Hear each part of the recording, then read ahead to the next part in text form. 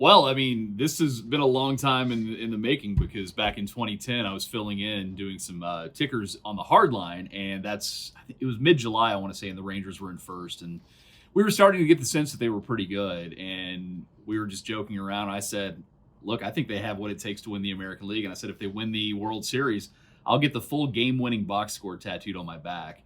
And the guys on the crew thought it was funny and loved it, and they fall short in 2010 to the Giants. In 2011, they come one strike away twice to the Cardinals, which had haunted the franchise for a long time. Then they go through the desert for the better part of 12 years, a couple playoff years in the mix, but they never came close to a World Series, and they finally did it last year with an incredible run. So I'm a man of my word, and I've brought it up, and people have reminded me of it time to time when the Rangers have been good. So there was no getting out of it. I mean, it was a dumb claim by a 28-year-old man and a follow through from a dumb 42-year-old man. I think it's been pretty good. My wife is okay with it, which that's probably the biggest hurdle. The kids think it's weird. They don't quite understand it because kids don't read newspapers anymore and they don't look at box scores. But I did that growing up and to this day. So I thought it was very appropriate because my dad and I bonded over baseball. And I thought, I would devour box scores on the living room floor on a Sunday morning, opening up the morning news. And luckily, a friend from the morning news, one of the editors, sent me the actual box score that was in the paper.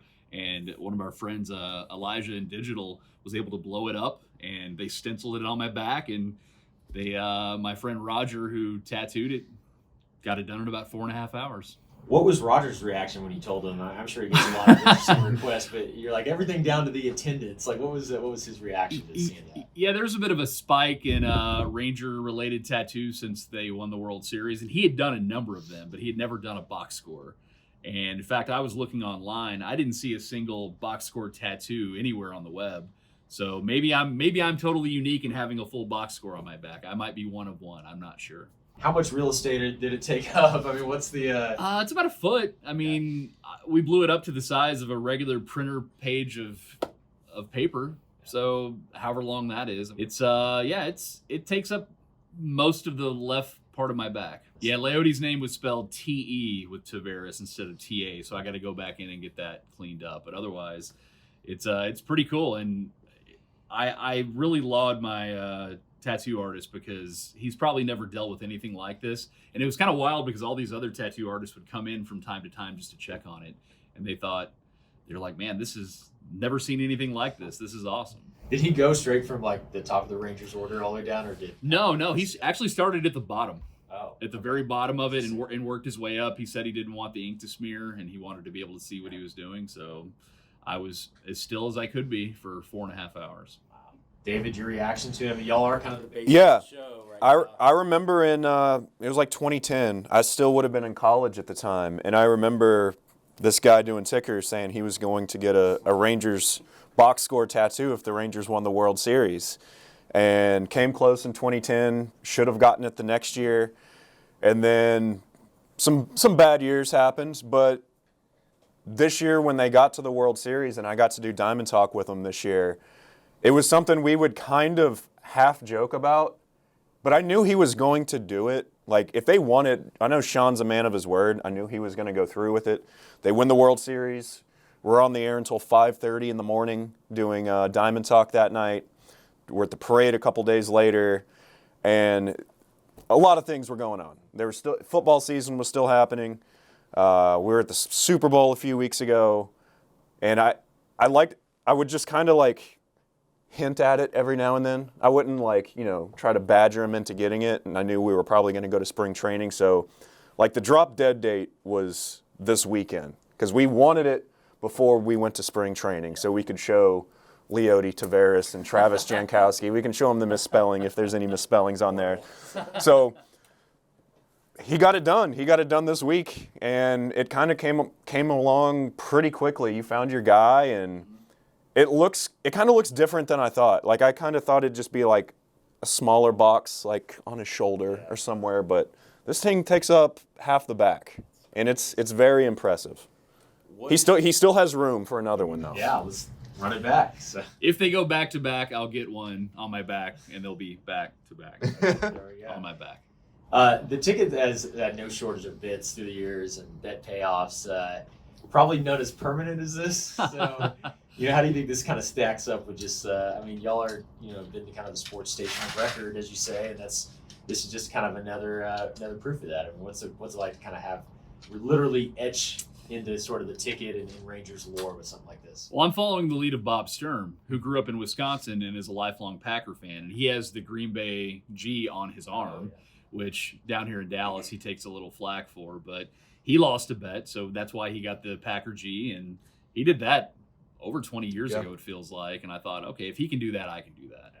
Well, box score even more detailed than Yeah. G. What is your favorite line from that box score? Obviously, it all kind of looks the same on the tattoo, but from that game, from that, which line or stat line are you most proud to have tattooed on your back? Nathan Eovaldi with the 6 scoreless innings and the 5 strikeouts and the 5 walks, because it felt like every inning he was playing with fire, and he would just wiggle out of his own mess, and Texas finally broke through, and Zach Gallen on the other side had a no-hitter going into the 7th inning. We kind of forget about that, but then they broke it open late, and to see the down in the minutia underneath all the batting lines and the pitching lines, you see like doubles, home runs, and to see the Marcus Semien home run, which is kind of where everybody felt like, okay, this is actually going to happen, and for him, who was having a very tough series, to come through with a home run in that situation was huge. So I kind of like that. And you mentioned growing up reading box scores.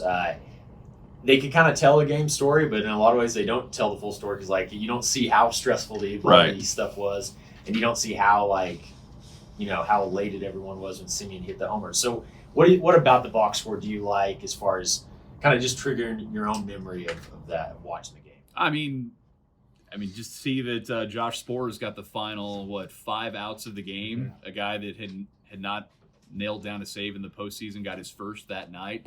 The box score does show that, and to see Travis Jankowski hitting in the number 9 hole. I guess the one regret is Adolis Garcia hurt himself in Game 3 and couldn't play Games 4 and 5. So I kind of wish El Bombi's name was in the lineup just to commemorate it, because he had such an incredible postseason. But the box score doesn't tell the whole story, but it does bring up the memories, and I think it's also a good conversation piece for way down the road, like 20, 30 years from now. Say my grandkids, if they're into baseball, they can ask me about it, and I can have a number of stories to tell them. That's awesome. David, and does this just kind of prove that Sean is the baseball, baseball show? I'm very lucky to work with him, and we talk a lot. Will the Rangers be able to get back there? Are they going to be good again this year? Are they going to be able to win another World Series? We want them to be, but even if they do it, it's never going to feel like this first one. And if they fall off the table this year, if it's like 2012 to this past year and they have rough times, I can still take Sean's shirt off and look at his back and bring back all of these memories of the World Series run of 2023, and see that home run, and see Nathan Eovaldi and the home run to clinch it, and the error in the 9th inning, and just bring back all of these memories of just not even the game, just watching it up here. Or if you see the pictures online, whatever Ranger fans were doing that night, you'd be like, oh my gosh, that was so cool. It's going to live forever. You're going to go to the ball games. You're going to see the banner. You're going to see the gold uniforms they're going to have this year, and then you're going to see Sean's back. And it's things that will never go away. Does he have the hot back now? No. I still have the hot back. He's trying. I tried to make my back harder. Okay. This is just an attempt to try to keep up with his back. So see, I didn't even put 2 and 2 together earlier. Like, this is the official hot back. This is the back show, yeah. Yeah, we could rename our show. We're bringing sexy back. We're Justin Timberlake, yeah.